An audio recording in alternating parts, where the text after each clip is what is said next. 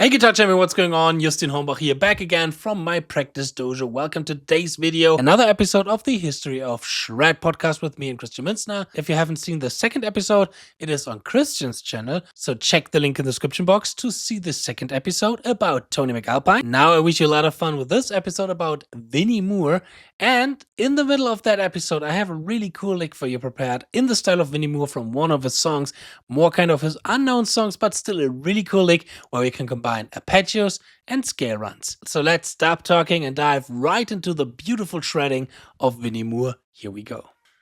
Welcome, Shred fans. Welcome to another episode of the History of Shred podcast, the podcast with me, 𝗚𝙗𝙢𝗚𝗏, and the legendary 𝗗𝗏𝗏𝗏. Welcome, Christian, to the third episode of this podcast. How are you doing? I'm doing good. I'm having my second cup of coffee, practicing some guitar, preparing for the Guitar Summit next week. And yeah, looking forward to the show. Yeah, it's the first time that we're doing this podcast and we are on the same time zone. Yeah, exactly. That's a new one. Makes things a lot easier, actually. Yeah, absolutely. So yeah, today we're going to talk about another legendary 80s shred hero, probably one of my favorite heroes from the 80s, or like from the shred shrapnel kind of era. We are talking today about Vinnie Moore.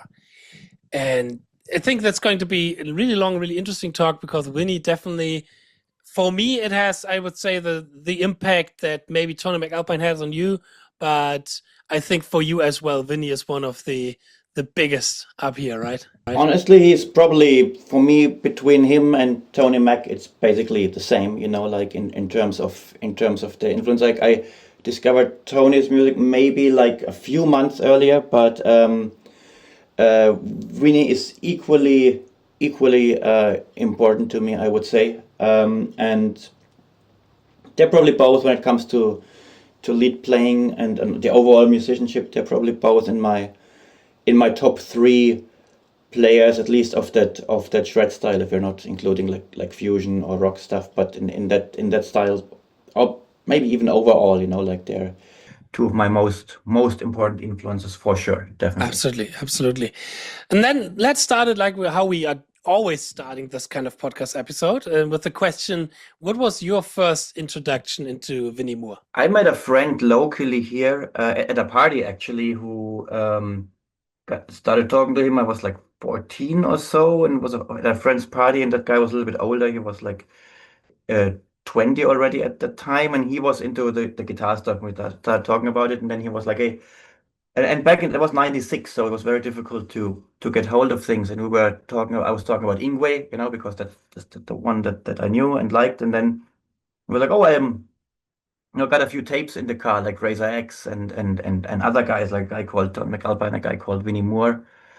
I think he didn't have a Tony McAlpine tape. I think he mentioned only the name because I hadn't heard the music yet, but he had like Razor X tapes and a Vinnie Moore tape, and he showed me some stuff, and I liked it, but it was a lot of stuff that he showed me, different music, and I didn't really remember much. So I knew the name, but it wasn't really possible yet to buy the albums in the local music stores and things like that. So I only heard like something briefly and kind of remembered that I liked it and it sounded very clean and fast. But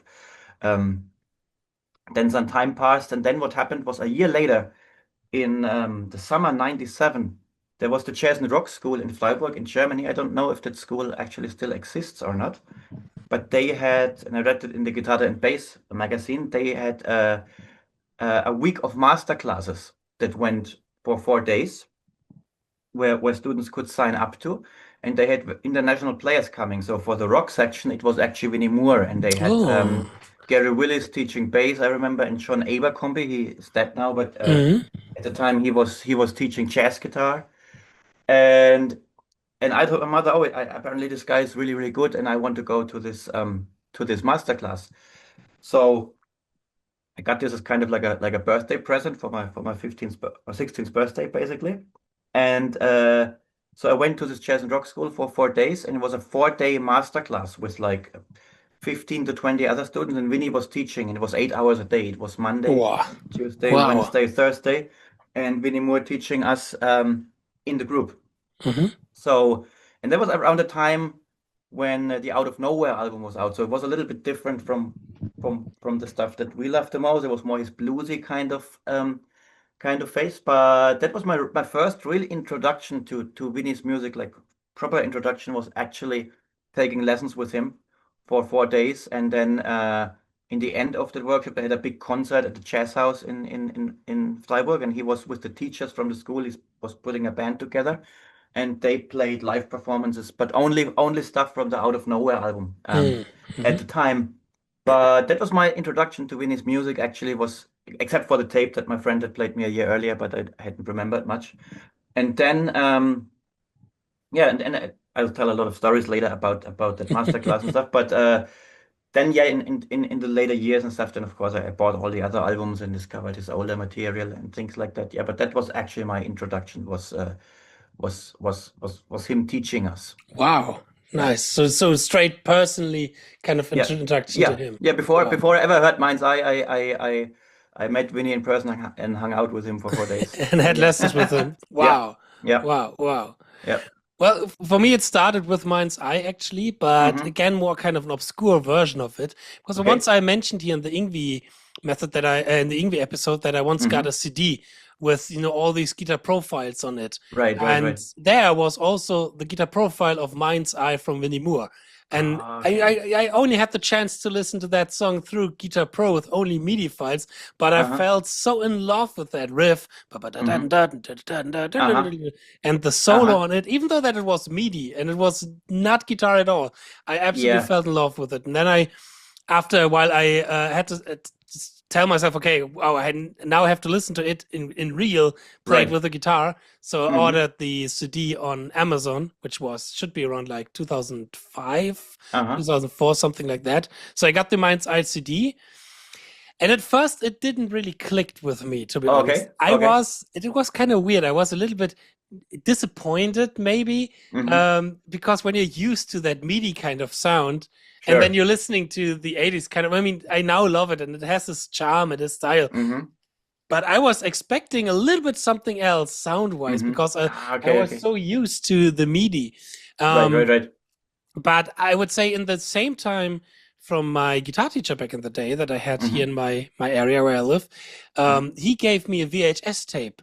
And that was Vinnie Moore's second instructional video. Yeah. Right. And we still had a TV with VHS tape on it, like a small TV in the office of my dad.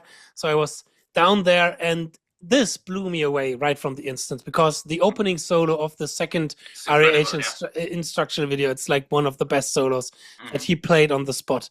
And I was so blown away by not only the shredding, but also the phrasing. And then when he's going into the jazz kind of thing and playing some clean chords and playing some lines over it.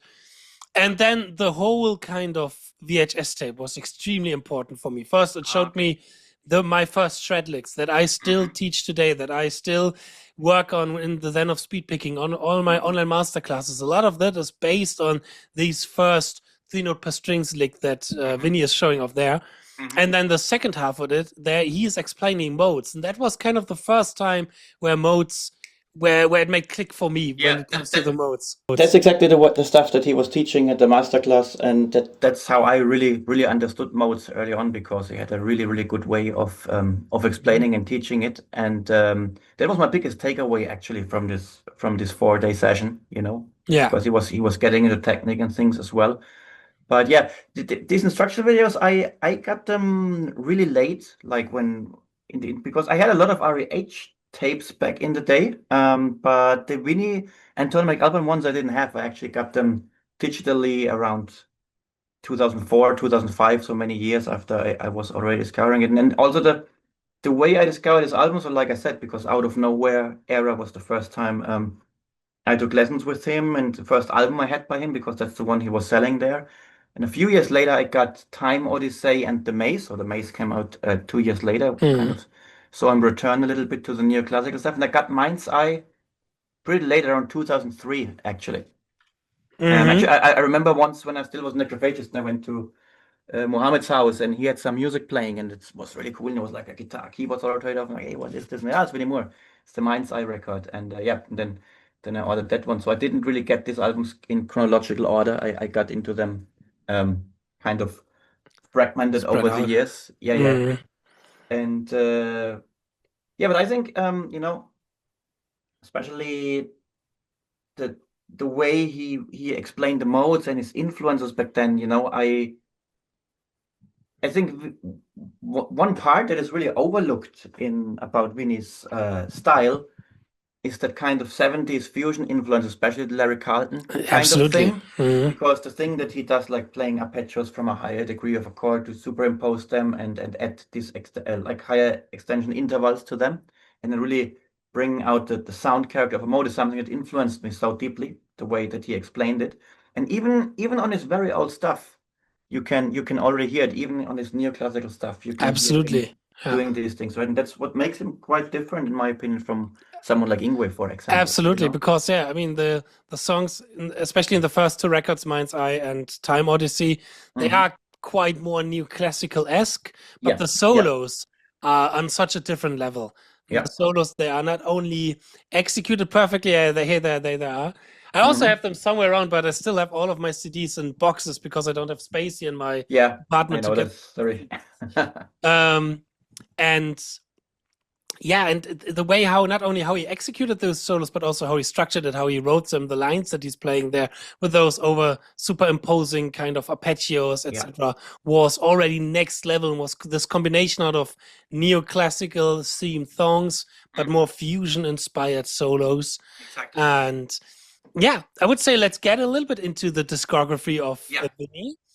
And should we start with the solo record, or should we start with the legendary record before that? Yeah, let's start with this one. This one, yeah. Vicious Rumors, Soldiers of the Night. So yeah, a lot of people don't know that was actually Vinnie's debut on Shrapnel. Actually came out. This actually came out. I didn't really know this, so I asked some older friends of mine who were there at the time. This actually came out before Edge of Insanity. So Vinnie had his first official release actually before Tony McAlpine, but of course this is a vocal thing. It's not an instrumental album. It's a heavy metal band, basically classic US American power metal. The very young Vinnie Moore, I think he was 20 when he recorded this album. So it says here 1985. I got a DigiPick version. It's a re-release from 2009. I think so it says 1985, but I read other places where it even says 1984. So it probably depends on where you lived at the time where it was being released.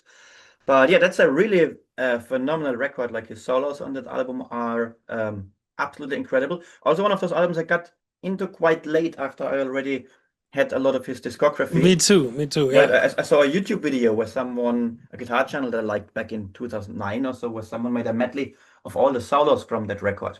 And it's fantastic. It's super clean, super fast playing, very high melodic sensitivity, which is what I love so much about Vinnie's style, you know. And again, you can already hear there like the Alan Holdsworth influence with the legato, but then also he has the fast Aldo Meola style picking, you know, and then the nice like superimposed jazzy kind of lines with some chromatics in and some Michael Schenker type melody. So it's really a really great record. And especially I like about those old records when you think about how young those guys were at the time, and in what a short time they recorded this stuff, you know. So there was not a lot of like editing or drop-ins going on, you know. The recording was quite short, but the songs they already exist for a longer time. Yeah, probably. I'm sure about that. From early 80s, because I made a video about that record recently, a couple of months ago, because I played with Vicious Rumors. I was filling in for a band who were a supporter of Vicious Rumors in Frankfurt.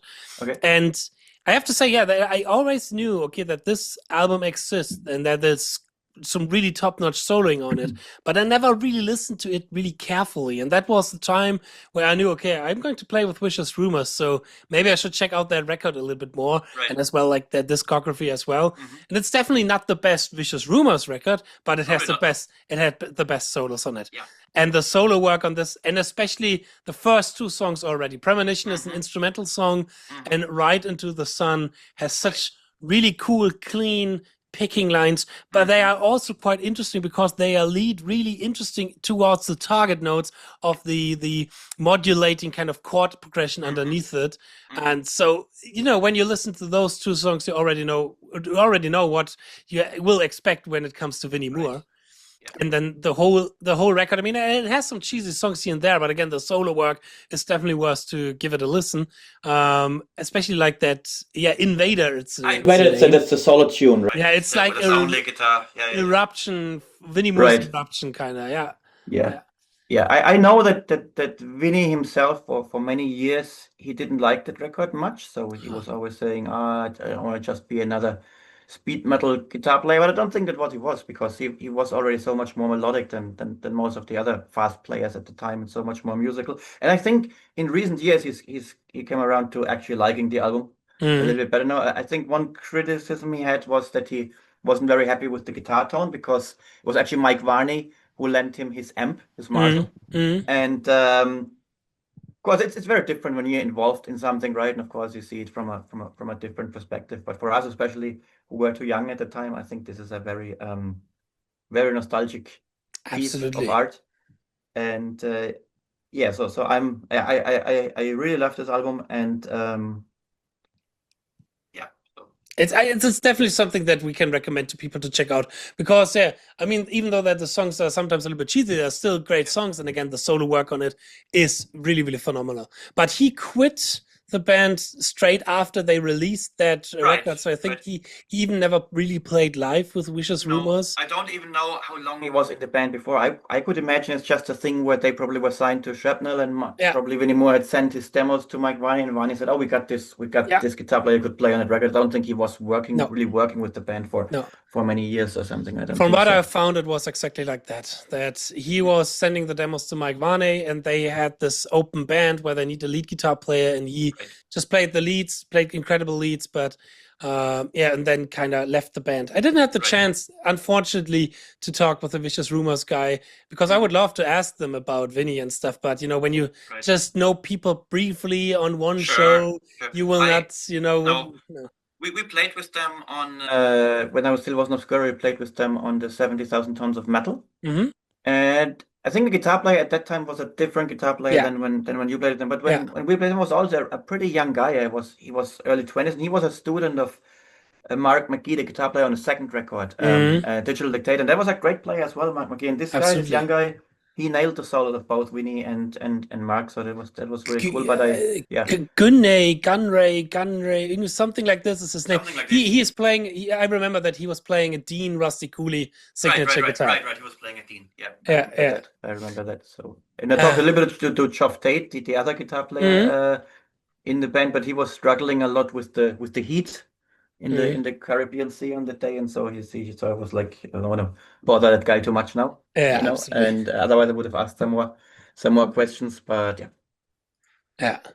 So, and then we're going to the solo records of Vinnie Moore, released under the Shrapnel record, or the first one, which was released under the Shrapnel record, Mind's Eye, which is like such a classic. For me, my most favorite record from Vinnie Moore. I guess for me also.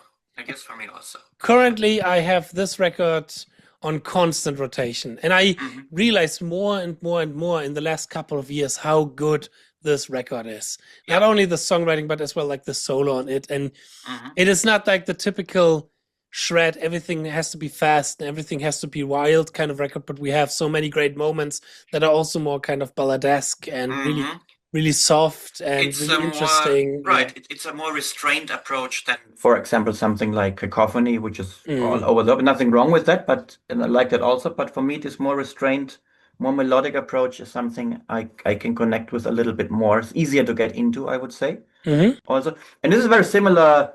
I think a similar approach like Tony McAlpine had in Edge of Insanity. And I also, for me, this is kind of like a trilogy, Edge of Insanity, Vinnie Moore's Mind's Eye, and then Joy to Follow Out of the Sun. These three records, they're all kind of in the same style. Probably on purpose, because Varney Productions and said to do something like that. But each player shines with their own like style and quality. And of course, the factor that ties them all together is Tony McAlpine, who plays the keyboards on this album. Which I think we talked about already in the last track episode. Yes, and it has Tommy Aldridge on drums, who played with Ozzy Osbourne and Whitesnake, and it has, I think Whitesnake was actually after this album, and it has Andy West from the Dixie Dregs actually on bass. So really good lineup also on this album. Absolutely. Do you have any favorite songs or moments or solos? Yeah, probably for me, the solo in the song Daydream. Oh yeah. Probably my Oh favorite yeah. Vinnie Moore solo of all time. It has like, Absolutely, yeah. goes through 3 keys, has just like 2 key changes in them. Yeah. And it's such a great dynamic. And it's basically, it's a lot of fast picking, but it's still a super, I would say, emotional kind of Yeah. solo. It's very captivating emotionally, even though it's almost constant shredding, but it's so melodic at the same time, and he does those wide bends, you know, and you already have this really good vibrato at the time, which doesn't really, the vibrato stuff doesn't really come out on those old records because of the stuff that they used for recording. These, I think it was these 𝙬𝙚 kind of amps or something that didn't really transport this very well, but you can still hear it. And like you said, you know, these old productions, they might be a little bit hard to get into for younger kids, but they have a certain charm to them, you know. Absolutely. And they had to record these albums in 4 or 5 days because Mike Varney didn't really want to spend a lot of money.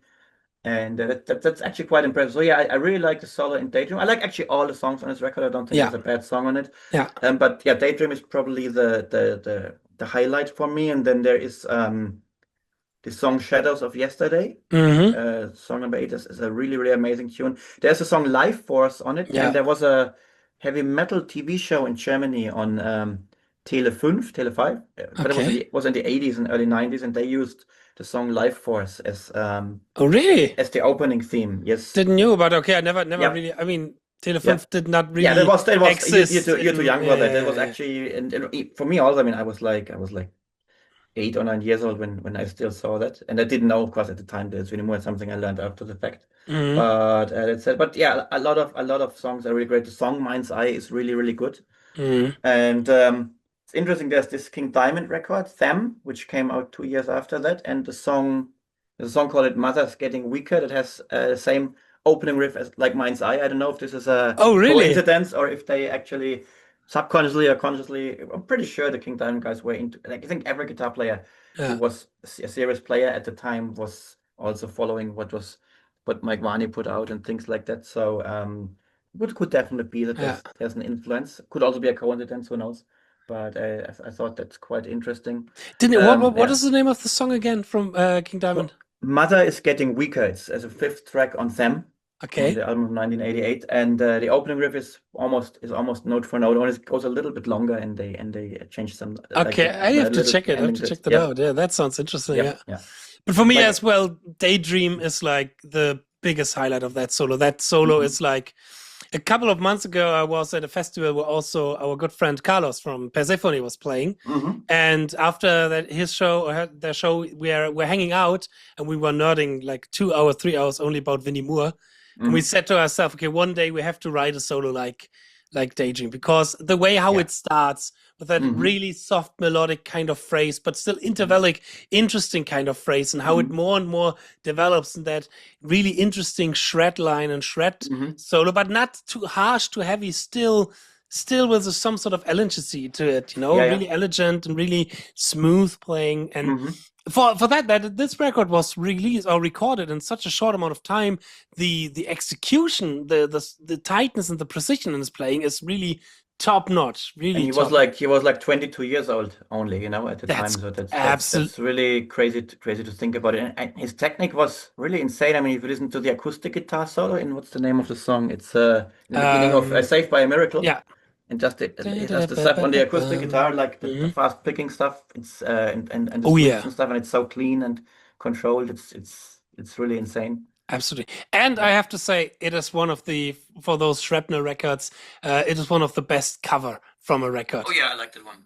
I like that one because sometimes the cover work for those shred records can be a little bit low budget. Yeah. But this is really interesting. There was this guy called 𝙤𝙤𝙢𝙢𝙢𝙢, I think, and he did this one. He did all of the Shrapnel covers around that time. The Atomic Alpine one, the Tafara one. He did the Chastain ones, the Ruler of the Wasteland, and the Razor X Street Lethal he also did. And then later on, they started putting the guitar players themselves on the covers, and that sometimes, it's not always, it's just a photo of the guitarist, and that's becoming the cover of the album. I liked it better in these mid-80s when they had actual cover art, you know? Yeah, that's true. For the albums. That's true. Yeah. All right, so let's move on to the next record, Yeah. which is not released on Shrapnel. We not talked on Shrapnel. about that last episode on 𝙤𝙤𝙢𝙚𝗦. Was released on Squawk Records. Squawk. Right. It was a label that Vinnie Moore owned together with 𝙤𝙤𝙢𝙚, as far as I know. And yeah, but for that reason, you cannot really find this album on Spotify, which is a shame. Yeah. So if you want to stream it, even on CD, it's probably you pay a lot of money if you want to find this on Discogs or something. I bought this in '99 from a German mail order. And you can, if you want to listen to those who don't know it, you can listen to the whole album on YouTube. Yeah. Yeah, you have a video with it includes the whole album. And I would say it's pretty much in the same style as the first one, but the first one is probably a little bit more heavy metal. This is a little bit more progressive. This is more softer a little bit, And it has your friend 𝙤𝙤𝙢𝙀𝙀 on keyboards. Yeah, and this is the first CD release of Jordan. When you remember last year when you were at my place recording, you sent him a text message. And I sent him a text message because we were thinking like, okay, hey, maybe was that the first release of Jordan he ever did? And then I quickly sent him like a message. He was like, yes. That's the first CD appearance of 𝙤𝙤𝙢𝙀𝙀. Yeah. Right. Actually, I heard this album before I heard 𝙤𝙤𝙢𝙀, like I said earlier.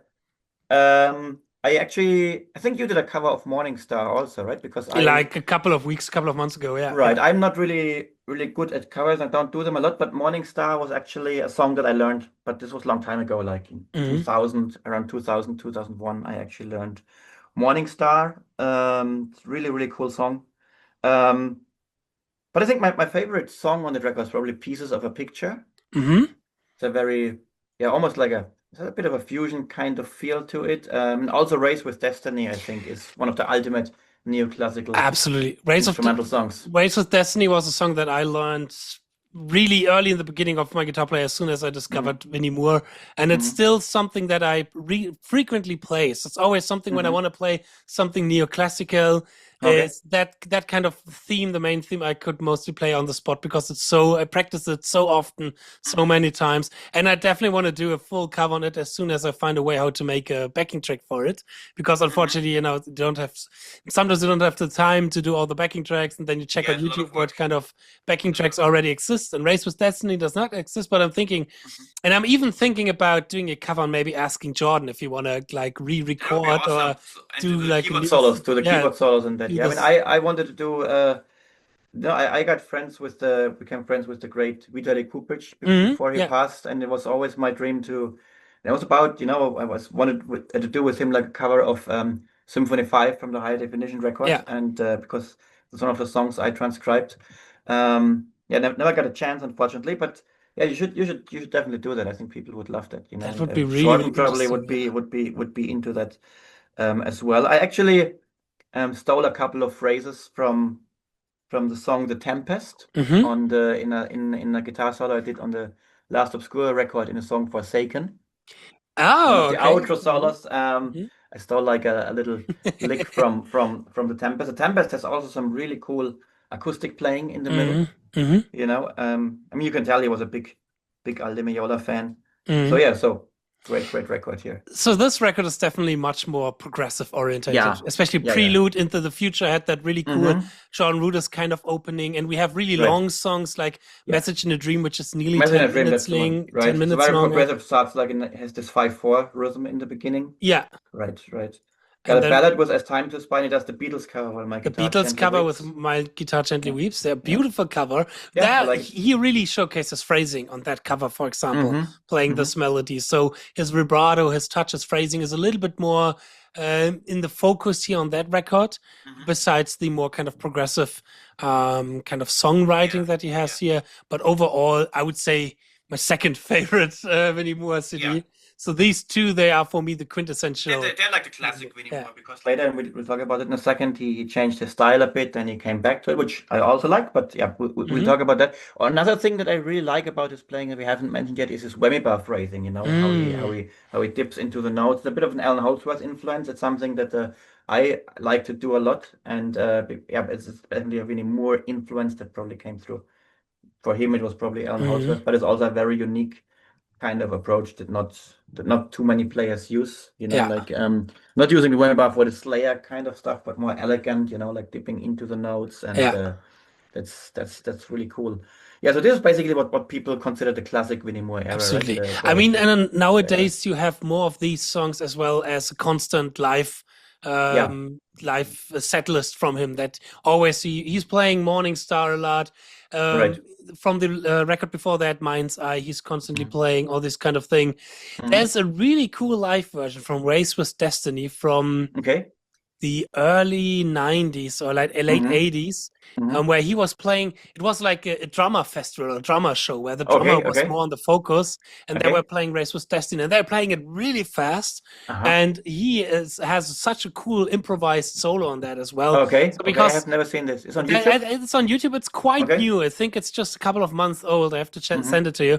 That's really great energy on these kind of songs with a really, really great live energy, and the attitude is there. And again, the solos, they are not, you can see that he has some sort of structure in his hands, in his head, sorry. And sometimes that certain lines that he knows, okay, I want to play that line here, but around that, he's really good improvising around these kind of lines and around these kind of solo things. Now that you mentioned this time period, late 80s, before we go to the next record, there's one song I want to mention. It's on a sampler. I have it somewhere on the CD, but I don't know where it is. There was a sampler from the Guitar for the Practicing Musician magazine that had like Nuno Bettencourt and Blue Saraceno. I think Steve Morse was on there. Paul Gilbert had an instrumental tune with Simon Phillips. It was actually quite fusion for Paul Gilbert style. Very interesting. And there was a Vinnie Moore song on it called Free. And this was from 1989, and this must have been like a year after Time Odyssey. This song was never on any of the studio records, but it's on YouTube. So for the people who don't know it, the song Free probably has my favorite playing that Vinnie Moore ever did. It's just fastest, clean, super clean legato lines, amazing arpeggio work, fast picking, and everything that he does on the first two albums also. But it's such a cool track. Probably something that he was working on at the time, and then he changed his style a bit for the next record. But this track is really, really amazing. It's called Free, and was just a part of that sampler. And from this particular song, Free, I transcribed a really cool lick that I've prepared for you guys. Check the link in the description box to get the tabs for that lick for free. And now let's check it out. So we are in the key of G Lydian.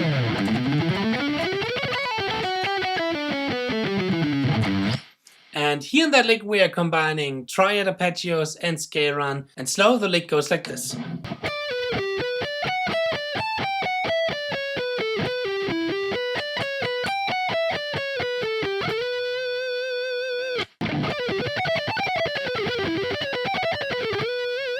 So in here, we first play the G major triad like this.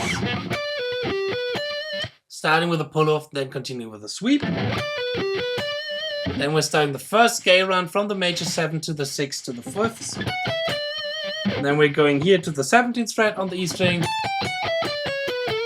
I'm playing the G Lydian scale descending 3 note per string on the E and on the B string, 2 notes on the G string. And then we're playing the same pattern basically on E. So we have E minor. And then playing again the G Lydian scale starting on the G descending. And resolving to the 3rd of the G. And so much again for this little lick. Again, get the tabs for free in the description box. And now let's continue with the podcast about Vinnie Moore. That came out in '89. So, actually, talking about, I think that might have been one of the first Vinnie Moore songs I heard, because I had that sampler actually around '96, so before I wasn't. So I didn't remember that in the beginning of the podcast, but yeah, that's probably the first time I heard him. So it's a Guitar for the Practicing Musician sampler, and the song Free is incredible. Then after that we got this album, Meltdown. Yeah, Meltdown. A little bit of a letdown. Yeah, but I remember we talked about this. Honestly, I have really come to love this album in recent years. In the beginning, I didn't like it too much when I heard it, because it's definitely a stylistic change, right? It's more hard rock, kind of what was popular at the time, '91. Also, this was also not in Shrapnel, this was on Sony Music Records. It was a very successful album. He had a video A for the video for song Meltdown. For Meltdown. Meltdown, Yeah, and they actually toured with Rush on the album, yeah, and true. they played Yeah. actually Madison Square Garden in New York City and stuff like that. So it was quite successful record for him. But yeah, he dropped all the neoclassical elements on that. It's more like a blues hard rock kind of thing. There's no keyboards anymore. It's just guitars, bass, and drums. When I took lessons with him, in the end we had to do a performance in front of like audience, and we played the song Riding High, track number 3. Actually with 3 guitar players at the time, so we rearranged that a little bit. Yeah, so I've really come to love the album, but I understand why some people who after Mind's Eye and Time Odyssey expect something different. But this album also has some really amazing playing, like you still hear all the fast picking, all the nice arpeggio, superimposed ideas, a lot of cool modal stuff, still the nice Absolutely stuff, legato lines and stuff. And there's some really great songs, like the song Deep Sea I really like. Cinema is a really great tune. But yeah, quite different. I think the solo work is still top notch on that record. It is like the songs itself and the direction where he was going with the songs after this record, up to a certain point. Because, yeah, as you already mentioned, this more kind of hard rock kind of style. It was like a movement that happened in the Shrapnel era in itself. I mean, a lot of like Tony McAlpine did these kind of records. Joey Fowler did Intra Blue. Yeah. And I'm missing the spirit of the songwriting a little bit, because it is much more riff based. It is, yeah. Definitely. So they have more riffs and less kind of interesting chord progression or melodies that happen around that. And this is, I would say, one of the key selling points of the Mind's Eye record, that the melodies of the songs, even though that are sometimes fast and they are sometimes more complex, sometimes less complex, but they are still really interesting, really easy to get and to catch. And here, it is a little bit for me too riff based. I mean, I still like the songs, and sometimes here and there I listen to those records, but mostly, especially because of the solo. And sometimes when I want to check out, okay, what kind of hard rock, sometimes fusion kind of direction Vinnie was doing, and checking out certain songs, because some songs are a little bit more kind of early hard rock fusion inspired, you know. It's definitely not as consistent, like in terms of the songwriting, right? It's not that. I think there's some really great tunes on it, but there's also some like mediocre ones, whereas like the first 2 albums had like all songs were really amazing. You know? Especially Mind's Eye is no filler or killer, and this one is more. Some are killer. I like Meltdown, Earthshake, Riding High. But especially like in the end of the songs, in the end of the CD, it starts to lose me a little bit. So that's true. It's a little bit too long also for that kind of style, I guess. If they had shortened this by 2 or 3 songs, probably would have been a stronger album. But still, I still think it's. I love the music video to the song Meltdown. You know, and you have this. It was really cool to have like an instrumental guitar song like this on MTV at the time. And I think after that, he played guitar for Alice Cooper for a while. That's the thing, I think, why he didn't release any new solo records till '96, because he then. I know a little bit about that, actually. That's a story that he told. Because, like I said, when I took lessons with him was around the time of the 4th album, Out of Nowhere. Actually, this album was already finished recording in '93. But because of a label thing with Sony, because the musical landscape had changed, grunge became popular. He had a deal with Sony. He delivered this album. Sony refused to release it, and they didn't want to release the album. And he wanted to release it somewhere else, but he had still the contract signed, so they wouldn't give him the right. And he was actually fighting Sony Music until he got the rights to release the album a few years later on a different label. But the album was released in '96, but it's actually from '93. Okay. So that's actually a little bit of the backstory of this album. And then of course, this is a bit of a continuation of the style of Meltdown, but it's a little bit softer. For me, it was the first Vinnie record I got, but it's probably one of my least favorites. It still has great tunes, like the Haros, but it has a couple of ballads on it that I don't really care for that much, you know, like acoustic strumming stuff that I don't. Some really great moments, like Time Traveler and Windman's Brew and stuff like that. Interesting here, there's basically no fast picking anymore on that record, and Mm. it's because he couldn't do it anymore at the time. That's what he told us in the masterclass. Because Oh, okay. you see his old videos, he was picking a lot from the elbow, Mm. and he was doing it so much, and then he developed a problem with his arm. Actually, yeah, that's why. That's why That's you should really now. good to know. He didn't have the ZEN of Speedpicking video course apparently, because if he had, that would not have happened. But yeah, so that's basically. And then he does a lot of like hybrid picking on that album, a lot of like really cool legato stuff. So he changed his style a little bit. He was a little bit forced to change his style because of the injury. I think nowadays he's doing some fast picking again, but he changed his technique a lot, and he's doing more like wrist movement and no longer doing these unhealthy movements, which worked for him. It sounds really clean and stuff on his old albums, but it's not a very healthy way to do it, especially if you're doing it several hours a day. Can lead to injury. But that's might have played a role with him changing his style a little bit. I don't know, but still, like some really good songs on here.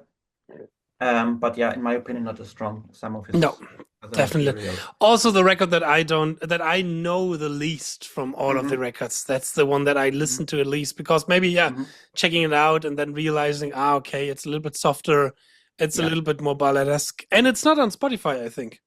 I don't know. I think it might be now. I think they got. I think I saw a post of him like a year ago, so I said it's available now. But so around the time, like I said, I had this masterclass with him, and that was really cool because he was doing all this explanation of how the modes actually work, what they actually are, how you can superimpose a patch. So at like a, I don't know, like a C major 7 chord, and you play a G major 7 on top, so you get the 9 and the sharp 11. Then he explained this in a really cool way that I, with like 15 years, could actually understand it. And then he had the students come up on stage to jam with him.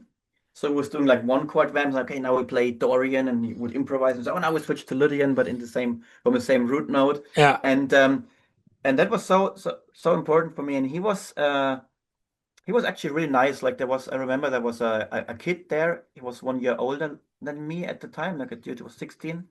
Forgot his name. I don't really know if that guy ever did anything in, but he was 16 at the time, and he could play songs. They were apparently of mind's eye. Vinnie Moore said, well, I never played them that fast and clean myself. So the guy was super talented, but then kind of disappeared. And I remember then he was explaining legato playing, and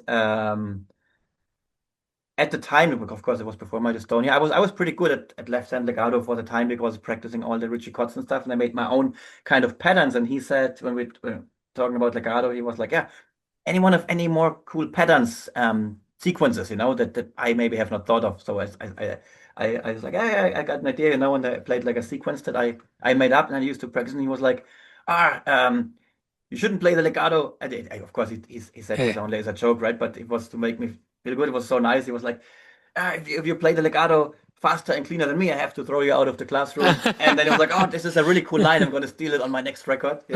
So he was kind of like that. So he was really motivating the kids to get up on stage. And I don't think I played that great, but it was like he was very encouraging, and so like everybody should get there and play and have this playful approach and not be too worried about making a mistake or not being good enough for anything, right? And that's something I really, really liked, because he came across very approachable, very human, right? So like, okay, it's actually doable to do all that stuff, and that was actually really, really nice.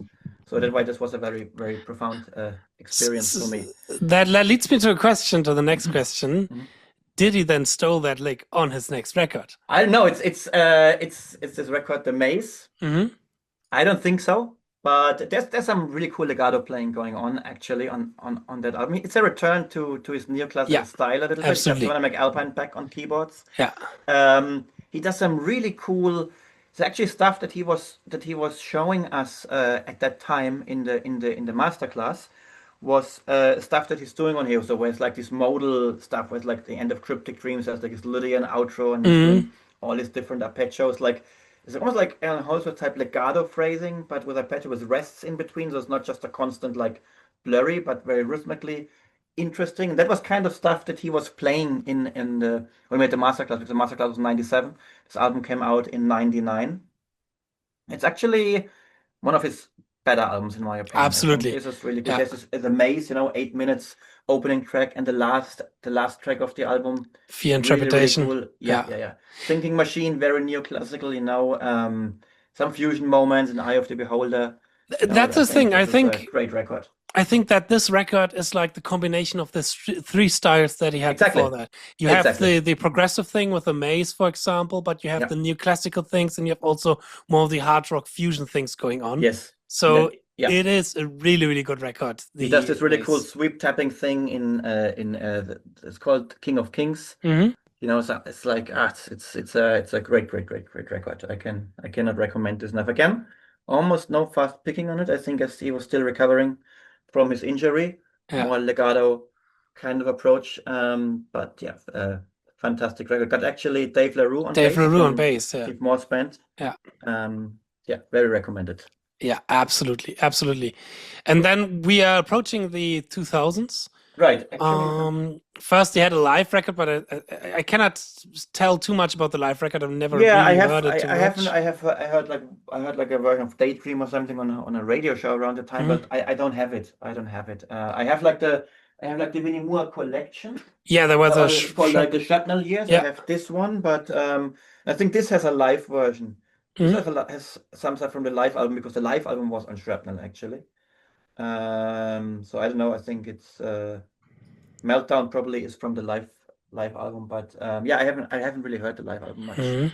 Yeah, but the album after that is really good. Defying Gravity is back to his roots. Yeah, with the more neoclassical, Phrygian, heavy metal kind of side with Alexander the Great. That's a great tune. And the title track, Defying Gravity, and that's also really, really good callback to where he comes from. Yeah, absolutely. Yeah, very, very. So I think after the first two, I think The Maze and Defying Gravity are my favorites by him. I mean, it's probably not what he's into the most, but he's just really good at that neoclassical style, you know. Yeah, absolutely. Yeah, and here now as well with Steve Smith on drums.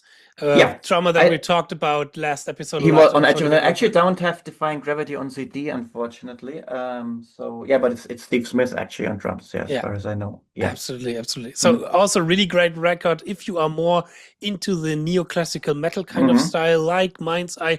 It reminds me a lot like Mind's Eye from the songwriting here. Absolutely. From the vibe. But yeah, and then it got a little bit quiet around him, right? Yeah, but now he joined UFO, actually. Yeah. No, of course. A couple of years later. And I actually saw him live with UFO around that time in 2004. That's one thing that I found really weird. They used some riffs and parts of different of his solo records in some UFO songs on that first UFO record that he was on. Okay. Which I found quite weird, but apparently he didn't have any problem with that. But there's like some UFO songs that have exact riffs and themes from some of his solo material. I mean, yeah, you can do it if you want, right? I mean, if you say like, okay, my solo work is a very different universe than the band stuff, and it's my riff, so I can do with it what I want, obviously, you know. I found it a little bit weird, but yeah, and he was with UFO very long, you know, until recently, until they disbanded, basically. So that really seemed to be what he was into. He was replacing Michael Schenker. Yeah, and I'm not really too familiar with those records. I saw them live around 2004. I saw them again in 2019 because with Alcalá they played at a festival in Spain. In Spain, yeah, right. Yeah, and UFO were headlining. It was UFO. Scorpions in Europe were headlining the last day. And I remember he did this really long outro solo where he improvised. And he's so good with that, you know. He's such a good improviser, actually. That's quite overlooked element of his style. Absolutely. I'm not too familiar with the UFO stuff as well. I think, I mean, it probably paid his bills for the last 20 years. Yeah. Probably was a really good job for him. But I know a friend of mine once played like in a German rock band, and one of the guitar players there, he was the guitar tech for one tour of UFO. Okay. And he was the guitar tech of Vinnie Moore. And he told me that Vinnie Moore is a really humble, really kind, funny guy of person, that he always, you know, accidentally played certain things weird so that the front of house thinks that something is wrong with the amp or anything. He was making a lot of jokes and like making a lot of fun, and he really seems to be like a really, really cool guy, like a guy that you easily could hang out with. And that's how I know him as well. Yeah. But then the solo records that comes after that is something that I'm also not too familiar. It's actually pretty good. It's called To the Core. That's the last one that I'm really familiar with. He did 2 or 3, I think it's 3 more after this, and I have not heard much of them. But this one, It's from 2009, I think. Mhm. Yeah, Yeah, 2009. 2009. Yeah. It's a little bit more free. It's not neoclassical at all. It has a bit more of this. It's a bit more funky. Has a bit of this 70s like Larry Carlton kind of thing going on. A lot of like Yeah.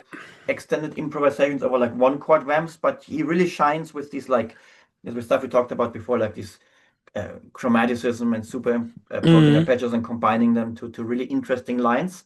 When you want to hear that element of his aspect of his playing, that is really, really good on that record. Not all the songs work that great for me. Again, it's a little bit too long Mhm. for my taste. But so there's a couple of tunes that I sometimes skip. But there's some really, really great moments on it. But it's more freestyle kind of. It's not Yeah. not as composed as some of his other stuff. And I think that's kind of the direction that he went after that as well, and now is more into the kind of funky thing, Mhm. the hard rock, but yeah, like this kind of even country here and there, a little bit inspired. So It's he's because, yeah, I think it's because it's the stuff he grew up with, right? And a Yeah. lot of players like Paul Gilbert is kind of like Yeah. that too. They just want to do the stuff that they actually like and not the stuff that they have to do. I think it's kind of similar when people always say they want that I do more tech death and tech death and tech death all the time, but I actually want to play instrumental neoclassical stuff, for Yeah, yeah, example, yeah. or heavy metal or power something metal, or power metal that I grew up with, right? So Yeah. probably it's a similar thing where when you get older, you're like, I just want to do the stuff that got me into music, and that's what I actually want to do. You Yeah. know, it's probably like that for them. I don't know. Absolutely. And absolutely understandable. But yeah, I think Mhm. the to compare that with Tony McAlpine, for example, is quite interesting because Tony does- got even heavier. He gets in the heavier and last plays 10 eight-string years. stuff, Yeah, and yeah. he likes Meshuggah and stuff like that, and goes with the tires. Probably a little bit of a personality thing if you're Yeah. more nostalgic kind of person, or if you're more like looking to the future. I mean, when you can make a living out of it, and when your life is not too bad, then why not? Why not just, Yeah. doing the things that you love and playing the Yeah. music that you grew up with and that you really, really like. Mhm. But even though still, I sometimes think it would be so cool to have like an old school neoclassical Absolutely. record. Or like imagine, you mentioned it last episode on your channel, like imagine like a Tony McAlpine, Vinnie Moore record Yeah, together. that would be incredible if they did that. That that would be- that'd be so amazing. I don't know if we're still going to see that, but that would be really great. That would be awesome. Yeah. Yeah. And because they have also think they have like writing styles that could complement each other quite well. I mean, in the older stuff they were more similar, and then like we said, now they drifted in very different directions now. With Vinnie going more to the funky 70s style and Tony going really like heavy modern. But still, I think it could be a really nice combination because they both have this really great melodic sensitivity, which I think makes them so special. Yeah. Let's talk a little bit about his playing style a little bit, because yesterday I was on a walk and I was listening to some music. I can't remember which song it was, but there was a solo where I thought, okay, wow, that is like pre-Guthrie Govan, for example, because I'm a huge Guthrie Govan fan, and I once remember that you told me that you respect it, but you see a lot of things that Guthrie Govan are doing. You already heard this from Greg Howe, Brett Garsett, Brett Garsett, Vinnie Moore. I couldn't understand it back in the day when you told me that, but nowadays I hear lines in the style of Vinnie Moore where I think like, okay, wow, that is so typical for the nowadays really kind of hyped fusion guitar players. Yeah. This combination out of Absolutely. legato and all this kind of stuff. But for me, I think what it all goes back to, I mean, Guthrie, actually, he's almost the same age as those guys, right? So probably he might have been doing that already, but not because he was writing for the Guitar Techniques magazine, I think, for a long time before he got on the scene. So he was around a long time before he became really popular. And nowadays with the Aristocrats and stuff, of course, so the kids know him more than they actually know Greg Howe or Brett Garsett or Vinnie Moore. And so my argument only, I know that already from these kind of players, but he might have been doing that already at the same time, but just not. He was more of like a teacher or writer at the time before. But I think this all goes back. You see Greg Howe, Brett Garsett, Vinnie Moore, Guthrie Govan. This all goes back to Larry Carlton. This is the Larry Carlton influence from the 70s. If you listen to Larry Carlton's playing on some of the Steely Dan records, but especially the first two solo records. The first one is just called Larry Carlton, and then the one called Strikes Twice. They're from 1979 and 1980. I know that Vinnie Moore is a huge Larry Carlton fan. I think I heard Guthrie Govan say it as well. Brett Garsett said it in his introduction video, and Greg Howe also. And I think this is the stuff that ties them all together. And then they just added the Allen Holdsworth, Aldi Meola, Eddie Van Halen type technique to it, and the more modern sound, you know, and maybe the stuff, the influence from the 80s, but that's, in my opinion, where it really goes back to. That's really interesting, because you're seeing, you know, Larry Carlton as some sort of anchor point, and then how different players added different kind of spices to it. Brett Garsett being much more than Allen Holdsworth inspired, and like fusion inspired. Vinnie maybe like Aldi Meola because of the picking stuff.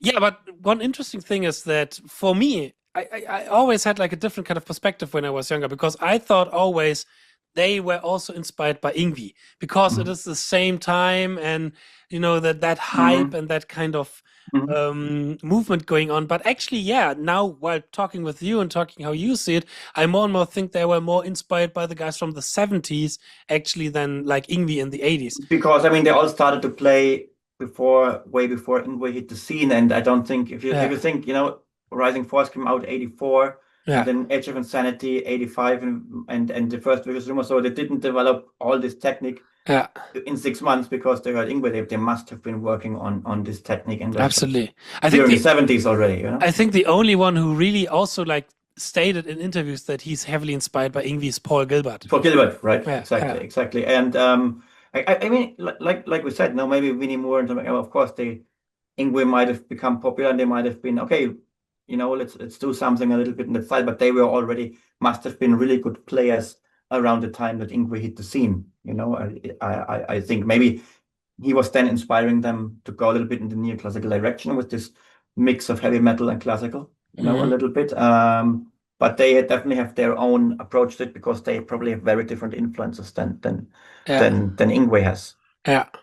And I now remember that solo that I heard yesterday. It was a guest solo for one of the Jordan Rudess records for the is it the one that also Greg Howe is playing? That's a great album. Time.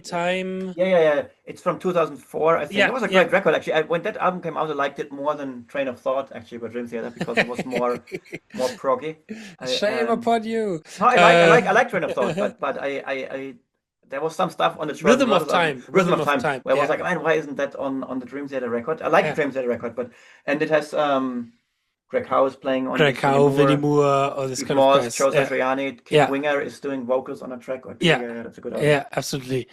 And the first song, Time Crunch, there Vinnie Moore has a guest solo, and I was listening to that yesterday. I was thinking like, wow, that's really smooth and fusion inspired, but really interesting kind of legato playing. And now where you mention it, I never really thought about that. He stopped doing all this heavy picking stuff, and he's doing so much more legato. Hybrid picking and legato, hybrid picking legato stuff. Yeah, maybe because he was using the elbow.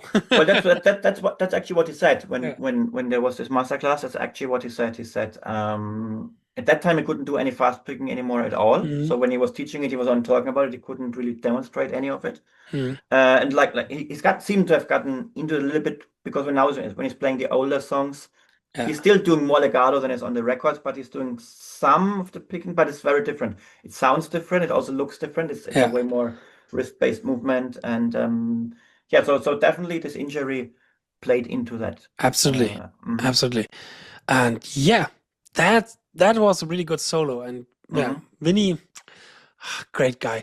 I'm thinking about, I think I will shoot Jordan a message after this, asking him how his connection with Vinnie come together, because I think this is also quite or something that I ask myself, like, okay, how did Jordan Rudess get into knowing all of these people, and how the scene developed around Shrapnel and this kind of community and would be interesting to know. I mean, that was before he got in the Liquid Engine experiment, before Dream Theater, many years before that. So it would be interesting to know how that happened. I mean, I guess all of these guys, they must have made some demos, and they must have sent them somewhere, and someone somewhere must have put them in touch, you know. I guess that's kind of how it must have been, you know. Or sometimes like weird connections that they know each other for so many years or whatnot. They grew up. I don't know. That can happen. Some people live in the same area or something. But that would be really interesting to know, because I don't know much about Jordan Rudess prior to Liquid Engine experiment, except for that particular record. Probably did a lot of other stuff as well, I would assume, but I'm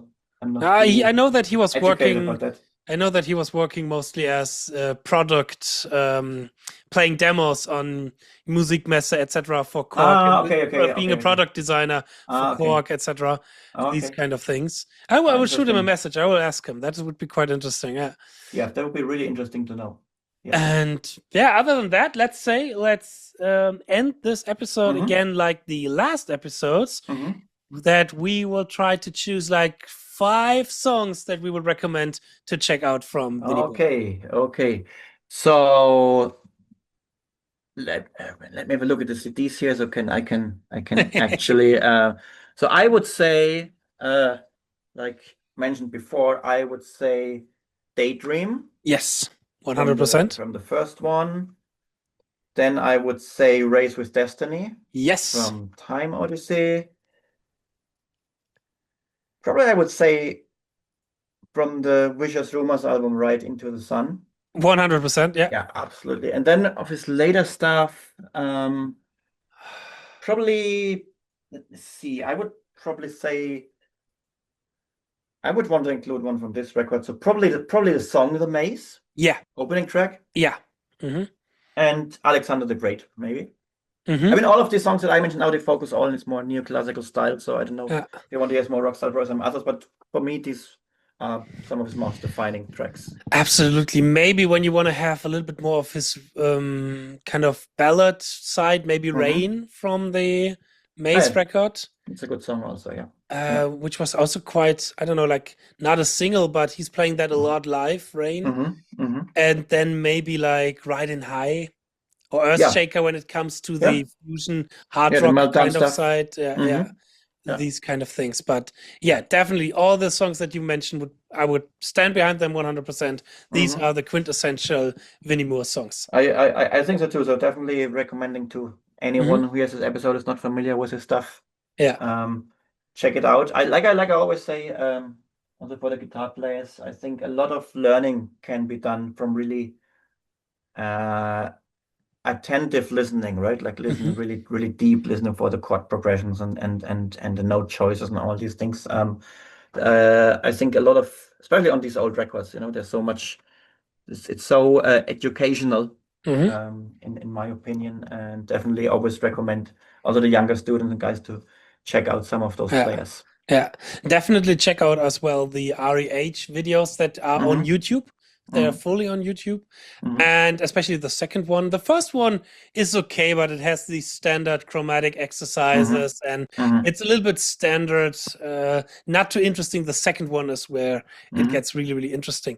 And are there any more moments from your career, from your playing, like you mentioned that you stole that one lick for the latest Obscura record, right, in Forsaken? Are there any more kind of moments where you said, okay, because I remember, isn't there like an Any Eternity's End song where you talked like, okay, this chord progression is from... It's right. But then I wasn't actually, that was really one of those things that happened subconsciously, and I wasn't aware of it until I read it in some review. But it's actually, but of course, I knew the album many years before I wrote the Fire Within album, but there's a song called Chains of the Earth. And it's actually quite similar to Life Force. The chord progression of the way it wasn't on purpose. Like sometimes it happens in Forsaken, but this is just something that happens. But it's a very very obvious Vinnie Moore influence on the song Chains of the Earth, subconscious, but it's actually there. It's quite similar to Life Force. When you compare it, then you will hear also very similar chord progression, very similar approach to the chords. And then there's many over the years, but another very obvious one is I have a song on my last solo record. There's a song called Marchers of Valhalla. And the solo part, I did like the 3 key changes thing, like in Daydream. And it's quite inspired by that, the way I structured that dynamically. And the song itself is quite inspired by the song Shadows of Yesterday from that record. So that's another very obvious Vinnie Moore influence. There's more. I mean, specific licks that we'll know and learn. Specific. Exactly. I think he's also doing a lot these major 7 sweep arpeggio licks. That I do a lot, and that's a big Vinnie Moore influence, right? So the sweeps with the tapping on top. So that's something that appears on almost all of my like in solos somewhere. the Stepwood solo, right? That one, and also in Stillborn 1, you know, the G major 7 sweep with the tapped 9 on top. That's definitely a big Vinnie Moore thing. And also I do a lot of the diminished arpeggios I do, and the legato diminished arpeggios.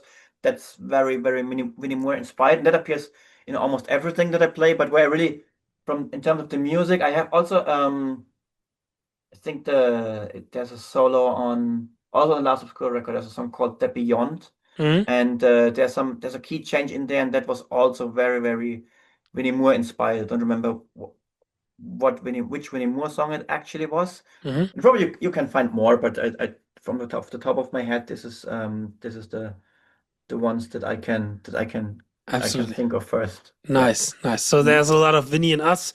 Yeah, understandably, because Vinnie was one of the best, one of the greatest. Absolutely, still is. He still is. I can wait what the future awaits us for Vinnie. Maybe next CD, maybe the Tony McAlpine Vinnie Moore CD. Maybe it would be really great. I mean, UFO is not really doing anything anymore, as far as I know. So he probably seems to have a little bit more time now. That would be actually really, really. That would be an 80s shred fan dream come true. I think that would be really working really, really good. But anyways, maybe he will see this episode and will think, oh, these kids, they know what's hip, you know? yeah. Maybe. Who knows? We will see. Who knows? Yeah. All right, Christian. Then so much for today's episode. Thank you very much for podcasting. Thank you very much for watching, everybody. Everybody who haven't seen the second episode, this is on Christian's channel. So check it out there. And as well, like the streaming platform, as soon as we have some issues fixed that I have with releasing all of this kind of stuff on the streaming platforms. Yes. It seems to be harder than I thought. Anyways, I will get it. And then thanks for watching. Thanks for checking out. And now I hope that you are, after listening to that episode, listening to some Vinnie Moore, you know what kind of songs you have to listen to. We recommended it. And I wish you a lot of fun with practicing the guitar. Cheers and see you soon. See you soon.